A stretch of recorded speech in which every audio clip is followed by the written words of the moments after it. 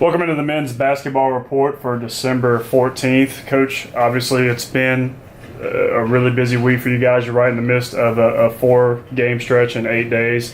You're a little under the weather, and you've been kind enough still to come in here and join us. But let's first kind of talk about get you sick. That's my goal, to try to not get you sick through this whole thing. Yeah, there we go. So first things first, let's look back at that Mars Hill game. A night like probably none of us have ever recalled. You yourself said that you've never seen anything like that. A 156-69 win over Mars Hill, record-breaking in almost every way. But how do you reflect back on that game?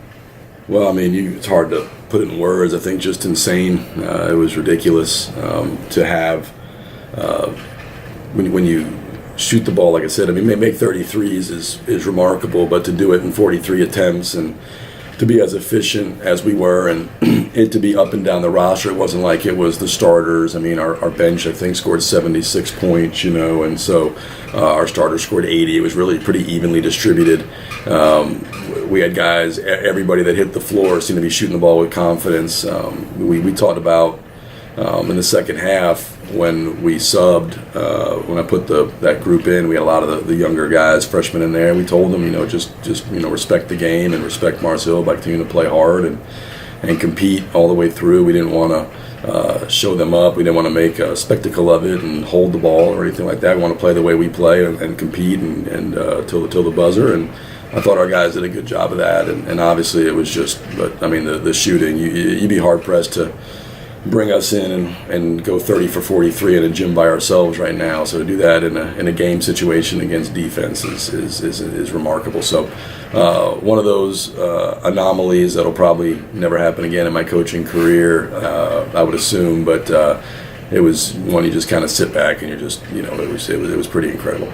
Yeah, and then last night, Wednesday night, a very different kind of game, very dominant in a lot of ways, an 88-65 win over Wingate. They obviously played at a much slower pace. You had to rely on your defense a lot more in that game. So kind of what did you see in that win over Wingate? Well, I thought, Brian came in with a good game plan. Brian's one of the best coaches around. He's always, making adjustments, and they came in and they're very specific in what they do. I think they'll tweak things to try to create an advantage or try to minimize an advantage you have. So they came in and they were going to, for lack of a better analogy, kind of muddy the track, right? They were going to slow it down. They play slow anyway, but they obviously took the air out of the ball. They knew we wanted to get up and down. They didn't want to get into a transition matchup with us, and so they really ran clock. And it's much easier to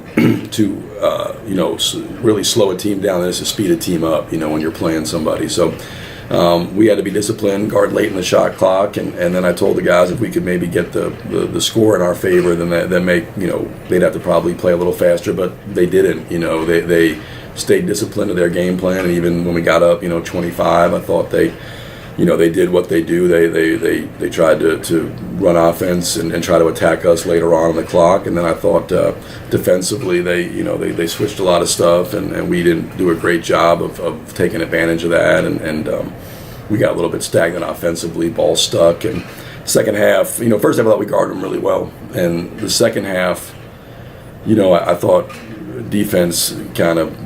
We played poor. We were poor defensively, and then we turned the ball over way too much. I mean, playing in crowds, careless passes. I thought we turned it over, I think, 10 times in the second half, and our defense was pretty bad in every way. Transition D, on ball D, help, rotations. There wasn't an aspect defensively in the second half that we were good in, but. We made some timely shots. I think they cut it to 17 with about 5 minutes to go. We made some timely shots, and we did enough to get across the finish line. And so you take it. It was a grinder for sure. It was the complete antithesis of the Mars Hill game. But that's the challenge. Every game is different, and what happened in one game or the way one team plays. Every team has its own particular nuances and presents different challenges, and you've got to be ready to meet those challenges on a game by game basis. And so what Mars Hill did is totally different than what Wingate did, and what Newberry will do is different, and obviously Northwest and on it goes. And so you got to just prepare to try to meet the challenges as they come. When you talked about that, the challenges on a game-by-game basis, and you already alluded to this last night, you said that the Newberry game, the one upcoming on Saturday at 4 o'clock, that they provide the most demanding game in the South Atlantic Conference. So What is it about the Newberry game and their stylistic, I guess, way of playing that makes it so difficult? Well, I think they just put heat on you from tip to buzzer on both ends of the floor. The way they defend, they really get in the ball, they trap, they press, they switch, they hard deny. They challenge you on the defensive glass in terms of they send 5 to the offensive glass. They play unbelievably fast in transition.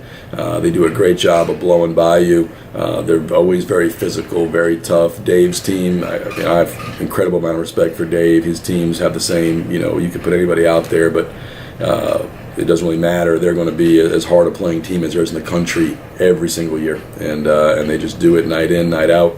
That they play their style, they do what they do, and they do it as well as anybody. And so you've got to really be able to you got to, when you play them, you've got to be able to maintain your poise, be strong with the ball. You got to sprint every possession. You're not going to be able to run a lot of stuff. You've got to make plays versus trying to run plays. And so it takes a lot from a mental standpoint and then from a physical standpoint, because the tempo of the game is the fastest of the year, and again, they're flying after rebounds. You got to stick bodies every possession, and you got to be do a good job of protecting the paint and being physical and walling up and scrambling, and it takes a lot out of you mentally and physically. So we'll have to arrive there. It's not the ideal third game in a 5-day standpoint would be Newberry, but we have to get there as best we can with a full tank of gas, because it's going to take everything that we have to have a chance to be successful at their place. Well, and then you just already kind of mentioned this too. It is the third game in 5-6 days for you here. They are a very demanding team to play. So how can you get the team ready for that challenge?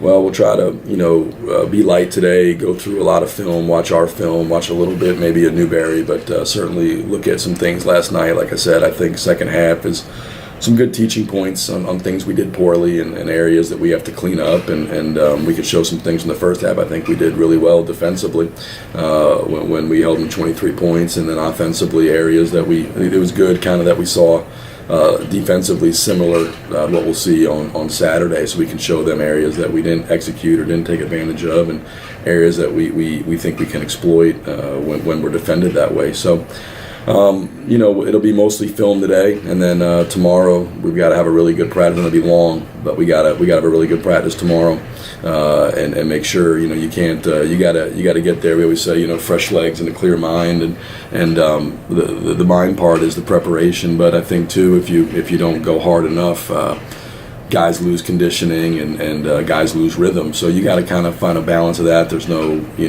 definitive route that if you're on this path, otherwise we'd all do it, is kind of feel. But today will be light. I mean, we will practice, but it'll be light. It'll be mainly film and teaching day. Tomorrow we'll go a little harder and ramp up and shoot Saturday, and hopefully hit the floor Saturday afternoon at 4, ready to go, because again, that's a really hard place to play. I think obviously Carson Newman's got a really good team, went down there and lost a tough one. I mean, we've lost. They've beaten us here twice. I mean, we know with Dave's teams. I mean, they're capable of beating anybody on any given night, and they've shown that throughout his tenure. So anything less than our best on Saturday, and we'll take a loss down there at Newberry. Well, and then obviously just 2 days later, you play the number 1 team in the country, Northwest Missouri State, rematch in the national semifinals. Don't want to get too far ahead of that. But right now the team is as dominant as it's been. It's the 4th 10-0 start in your tenure here, and it's arguably as dominant as it's ever been from a scoring margin basis. So where do you feel like the team is at right now heading into Saturday's matchup against Newberry and then Tuesdays against Northwest? Well, I think we're in a good place. We've gotten a lot better. I thought we maybe had some regression last night in the second half in terms of losing our focus and just the mental side. But when we're locked in, engaged, we're really good. I think all the things we've talked about, guys are unselfish. We got a lot of good players. They've been pretty committed defensively. There's obviously things we can shore up. We got a lot of areas we can improve. I think you can't be so caught up in the results that you lose track of the things you got to do to get better. I think based on the level of opponent and probably the location of the games, we kind of thought going in these last 2 would be as tough a 2 as we would play in the first semester. Newberry at Newberry is incredibly difficult. We've had a lot of the conference games here at home. And then obviously you're playing Northwest Missouri, who's the best team in the country, and you're playing them on a neutral floor. So I think we'll know a lot as we break into Christmas. The Northwest Missouri game will be it's a measuring stick game. It's certainly a barometer for where we are and what we got to do to improve. I think it's been good for us over the last few years with Bellarmine and now with Northwest to have these type of games at that time before you kind of get into the January, February conference grind, because it really gives you a true gauge of where you are, and you can get a real look at strengths and weaknesses and how you stack up to the best of the best. So I'm looking forward to Tuesday. If possible, I think they're better than they were last year. Justin Pitts is remarkable. He's the best player in the country and was last year, and is even better this year. I didn't know if that was possible, but he is. And their team's better. So they've got it all. They've got great players, great coaching. They're great defensively. They're great, the most efficient offense in the country. They've got the best player in the country. So it'll be a tremendous challenge for our guys. But all our focus, like we've talked about, has got to stay on what's right in front of us, stay in the moment, which is Newberry. We'll go in, give everything we have there. Anything less than that, like I said, won't be good enough. And then come Sunday, we can turn our attention to that game finally against Northwest Missouri State, and we'll see where we are. Then we'll break for Christmas, come back and try to improve no matter what happens. But win, lose, draw, we'll certainly go to Christmas break with a very accurate idea of where we are as a basketball team, where we got to move forward to continue to improve and get better for the January, February stretch.